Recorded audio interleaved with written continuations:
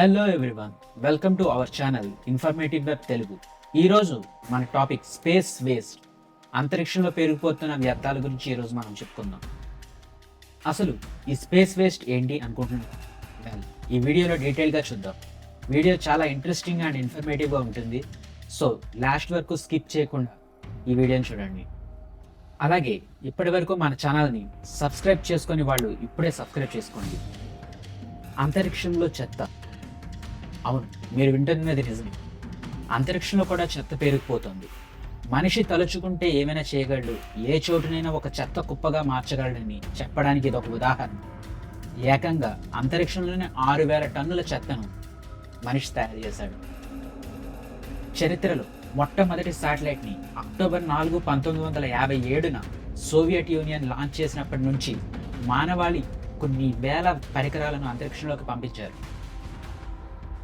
ఈరోజు భూమి యొక్క కక్షలో 1 mm కంటే చిన్న సైజు నుండి భారీ శాటిలైట్ భాగాల సైజు వరకు కొన్ని మిలియన్ల వ్యర్థాలు ఉన్నాయి.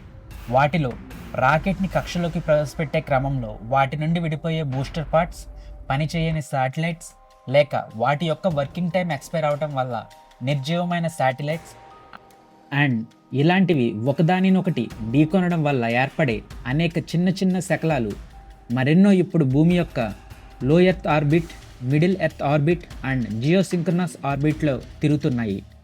అసలు ఈ అంతరిక్ష వ్యర్థాల వల్ల మనకు వచ్చే సమస్య ఏంటో చూద్దాం. ఈ అంతరిక్ష వ్యర్థాలు సుమారుగా గంటకు 28,000 కిలోమీటర్ల వేగంతో భూమి చుట్టూ తిరుగుతాయి. ఈ వేగంతో చిన్న స్క్రూ కూడా operational satellites, spacecrafts or the international space స్టేషన్లను ఢీకొంటే పెను ప్రమాదం జరుగుతుంది. అదే ఒక భారీ శాటిలైట్ పార్ట్ కనుక వీటిని ఢీకొంటే ఇక అవి కూడా అంతరిక్ష వ్యర్థాల జాబితాలోకి చేరిపోతాయి. 1978లో నాసా సైంటిస్ట్ డొనాల్డ్ కెస్లర్ ఈ విధమైన ప్రమాదాలు ఒక చైన్ రియాక్షన్లా మారి మరిన్ని అంతరిక్ష వ్యర్థాలను తయారు చేసి కొన్ని దశాబ్దాలకు భూకక్షలోని ఆ ప్రాంతాలు నిరుపయోగంగా మారిపోతాయి అని హెచ్చరించారు. అంతేకాదు, కొత్తగా మూన్ ఆర్ మార్స్ పైకి ప్రయోగించే స్పేస్ క్రాఫ్ట్లని కూడా ఇవి ఢీకొనే అవకాశం ఉంది. రియల్ లైఫ్లో జరిగిన ఇన్సిడెంట్స్ చూస్తే 2009 యాక్సిడెంట్, రష్యాకి చెందిన inactive satellite Cosmos 2251 active Iridium 33 communication శాటిలైట్తో కొలైడ్ అవడం వల్ల కొన్ని వేల కొత్త పీసెస్ ఆఫ్ డెబ్రీస్ ఏర్పడ్డాయి. అలాగే చైనా 2007లో ఒక టెస్ట్ని చేపట్టింది. అదే China anti satellite weapon. China ఈ టెస్ట్ని చేసే క్రమంలో తన శాటిలైట్ని డిస్ట్రాయ్ చేసుకోవడం ద్వారా మరో 3,000 పీసెస్ ఆఫ్ డెబ్రీస్ని లో ఎర్త్ ఆర్బిట్కి యాడ్ చేశారు. Impact on our daily life. GPS, weather forecast, communication networks, అంతెందుకు ఫైనాన్షియల్ ట్రాన్సాక్షన్స్ అండ్ దేశాల యొక్క భద్రతా వ్యవహారాలు కూడా శాటిలైట్స్ మీద ఆధారపడి ఉన్నాయి. ఒకవేళ ఈ డెబ్రీస్ యాక్టివ్ శాటిలైట్ని ఢీకొని ఆ శాటిలైట్ ఫెయిల్ అయితే దానివల్ల మొత్తం గ్లోబల్ సిస్టమ్స్ స్తంభించిపోతాయి. అంతేకాదు, సంవత్సరానికి 200 నుంచి 400 పీసెస్ భూమిపైకి దూసుకొస్తున్నాయి. అయితే భూ వాతావరణంలోకి ప్రవేశించగానే మ్యాక్సిమం పీసెస్ ఎర్త్ని రీచ్ అవ్వకముందే మండి బూడిదగా మారిపోతున్నాయి. రీచ్ అయిన పెద్ద పీసెస్ కూడా ఎక్కువగా సముద్రాల్లో మరియు మానవ నివాసాలు లేని చోట్ల పడుతున్నట్లుగా తెలుస్తుంది. కానీ ఎప్పుడు ఇలానే జరుగుతుందని మనం చెప్పలేం. అండ్ వండే కొలది ఆ భూమి వైపు వచ్చే ఈ డెబ్రిస్ యొక్క సంఖ్య పెరుగుతూ వస్తుంది.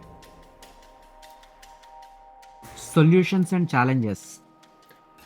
Active debris removal. డెబ్రిస్ని పట్టుకొని తొలగించడానికి space nets, harpoons and magnetic tugs లాంటి కాన్సెప్ట్స్ ఉన్నప్పటికీ ఓపెన్ స్పేస్లో అంత వేగంగా ప్రయాణించే వాటిని పట్టుకోవడం అనేది ప్రాక్టికల్గా చాలా రిస్క్ మరియు విపరీతమైన ఎక్స్పెన్సివ్ కావడంతో ఇదొక ఛాలెంజ్గా మారింది. Preventive measures. శాటిలైట్లను వాటి మిషన్స్ తర్వాత భూకక్ష నుంచి తప్పించడం మరియు కొత్తగా డిజైన్ చేస్తున్న స్పేస్ క్రాఫ్ట్లు ఒకవేళ ధ్వంసమైన తక్కువ డెబ్రిస్ మాత్రమే ఏర్పడేలా కొత్త గైడ్లైన్స్ ఎంకరేజ్ చేయాలి.